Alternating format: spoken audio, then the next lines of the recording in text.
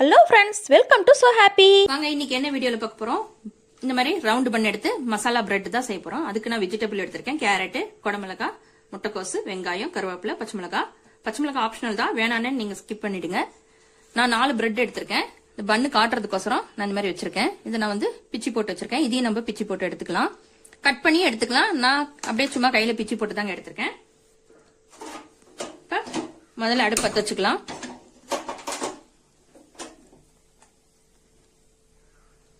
ஒரு 8 table spoon எண்ணெய் சேர்த்திக்கோங்க. எண்ணெய் நிறைய தேவைப்படும்.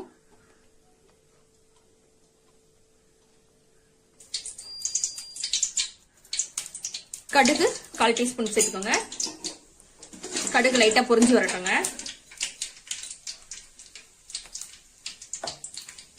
ஒரு 1/4 டீஸ்பூன் சீரகம் சேர்த்திக்கோங்க.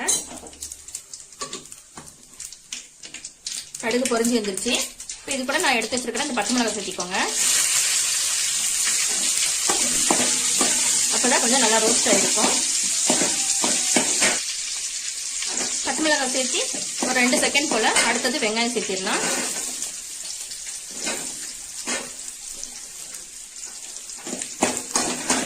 வெங்காயம் ரொம்ப வதங்கணும்னு அவசியம் இல்லை, ஒரு கண்ணாடி பதத்துக்கு வந்திருந்தா போதும். பாருங்க, ரொம்ப வதங்கணும்னு அவசியம் இல்லை, இந்த அளவுக்கு வதங்கி இருந்தா போதும். இது தேவையான உப்பு சேர்த்திக்கலாம். நான் 1 டீஸ்பூன் உப்பு சேர்க்கிறேன். 1/4 டீஸ்பூன் மஞ்சள்தூள், 1/2 டீஸ்பூன் கரம் மசாலா,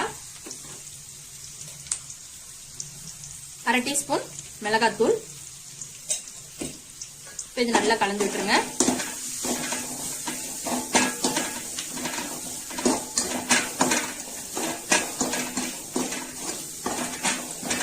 இது கூட நான் கேரட், இந்த குடமிளகாய், முட்டைக்கோசு 3த்தையும் சேர்த்திடலாம். கருவேப்பிலை ஒரு கொத்து எடுத்து வச்சிருக்கேன், அதையும் சேர்த்திருங்க.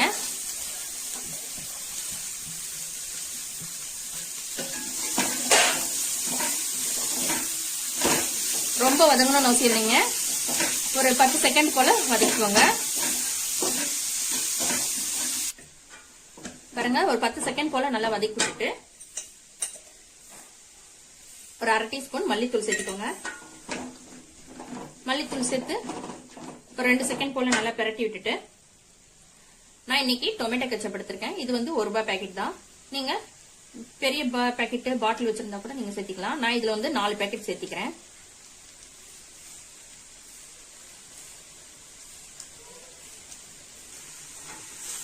நீங்க தக்காளி சேர்த்துறதா இருந்தா கூட சேர்த்திக்கலாம். நான் இன்னைக்கு கெச்சப் தான் சேர்த்திருக்கேன். இதை சேர்த்து நல்லா கலந்து விட்டுருங்க.